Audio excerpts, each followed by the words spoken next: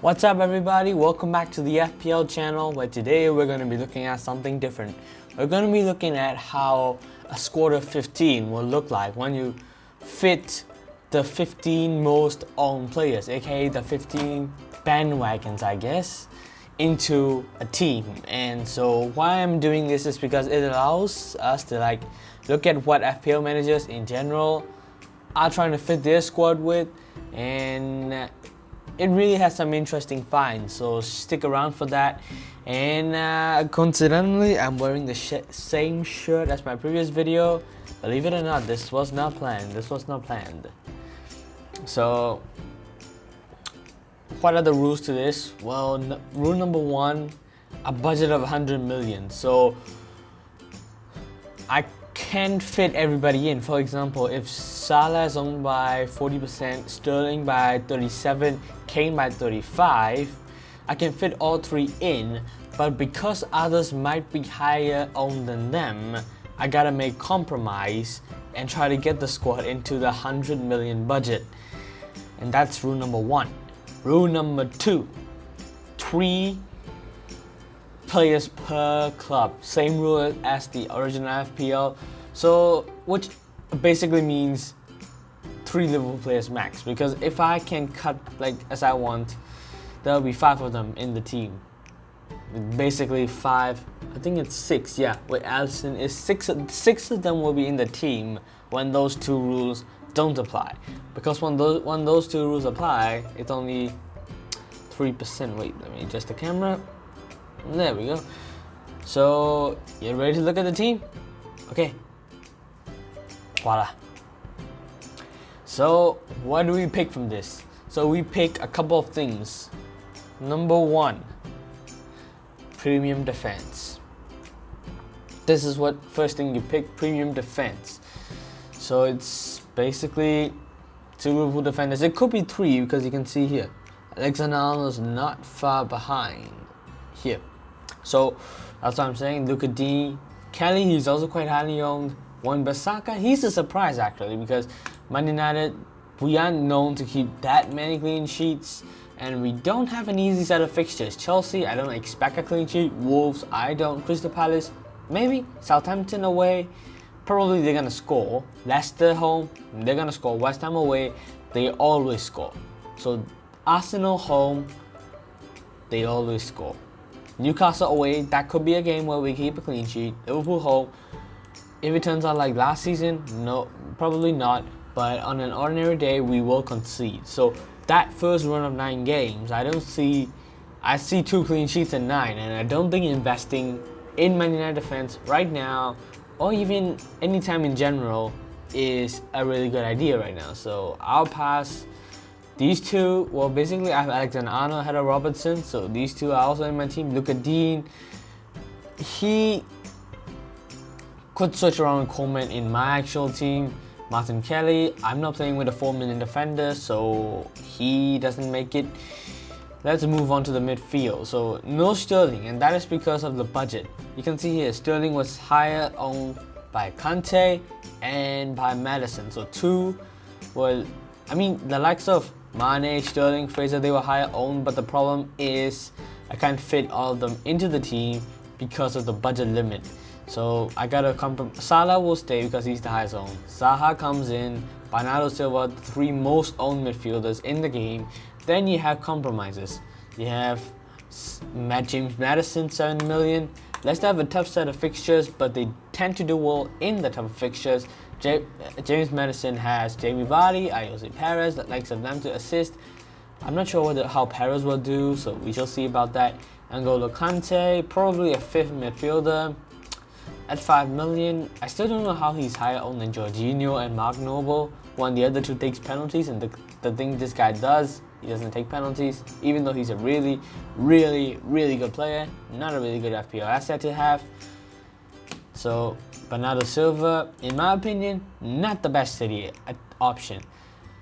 I would rather have Sterling, KDB, Aguero, Laporte, Walker, or basically any of the defenders ahead of Bernardo's. Not all of them. Probably Laporte, probably Walker, that's it. Because Bernardo Silva, even though he's 8 million, let's look at last season here. 7 goals, 8 assists in 2,849 minutes. So that's not a really good ratio if he's the only City guy in your 11.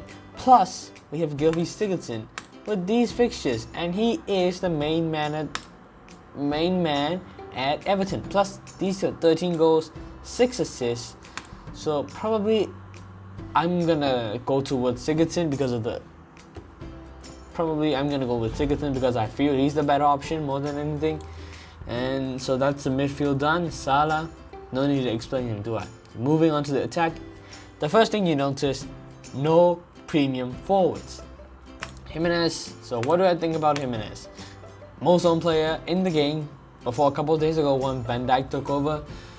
40.7% ownership. That's a whole lot. That's nearly half the entire game. And the thing about him is, number one, Europa League. I don't know how Wolves will cope with it. Number two, no new signings. Wolves have a thin squad, if you notice. And to add to that, they actually loaned out Helder Costa and Ivan Caballero, which is basically their backups. They loaned out their backups and they haven't signed anyone yet. The only signing they've made is Dendoncker, who was already there before. So that is something to worry about in the new season.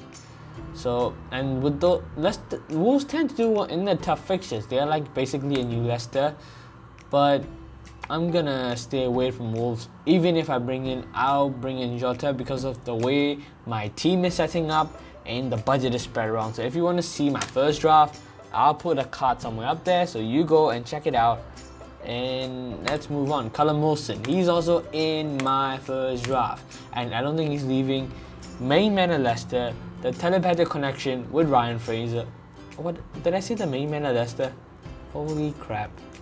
I mean the main man at Bournemouth, the telepathic connection with Ryan Fraser, and those juicy attacking fixtures. Remember, he scored against Man City last season, so I'm not entirely worried about that.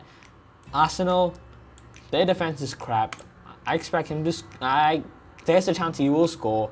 Man United, he scored against them last season as well, so probably I'll have a cutoff point around about somewhere here when game week 13-14. If he does well, if he doesn't, I can easily switch to somebody like Jota if he starts doing well. Probably Jamie Vardy. There are lots of options, so I can make a compromise. But he stays on my team, and he's also the second highest owned striker in the game.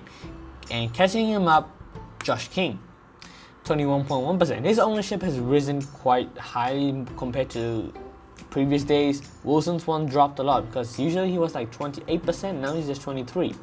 Josh King, same set of fixtures, but the thing is he takes penalties, so they have their own set of advantages, own set of perks, own set of disadvantages. And I read a thread on that on Twitter, so you can go check it out. I'll put a link somewhere in the description box down below, so you go and check it out. And here's the thing though, Aguero and Kane are higher owned by King, higher owned than King. But the thing, as I said earlier, is the budget. 100 million budget is spread around a team, so I can't get Aguero or Kane, because if that's the case, I'm gonna get Mane, Sterling, Aguero, and the likes of Alexander-Arnold ahead of something like a Kelly. But the thing is, the budget will blow up, or how do I put this, inflate, so that's not a good thing. And of course, I haven't explained the keepers yet, so now's my time. Matthew Ryan. Well, this was my keeper in the first draft, so he has an easy set of fixtures, but Brighton aren't known to keep clean sheets, so that's my worry. Button, he's basically everyone's backup 4.0 keeper, so I'm also with him. So right now, from my first draft, how many people were there? Van Dijk was there, Dini was there, Ryan was there, Button was there, Salah, he's there. Let's see, Wilson is there. So that's basically 1, 2, 3, 4, 5, 6 players from the most owned 11. So that is a good average, I guess. A good template. Then you have your own picks. Somebody like Raheem Sterling, who's also highly owned. Somebody like Alexander-Arnold, who's also highly owned. So I don't have that many differential picks, but so I have a good core of squads. Good balance, I guess. So let me know how many of these 11 do you have in your team right now down below in the comments. while you're down there, if you like this content, don't forget to subscribe, hit the little bell so that you don't miss any of my future content, and of course like, comment, do your thing, and I'll see you guys next time. Until then, FPL responsibly, take care of yourself, and I'll talk to you in a while. See ya.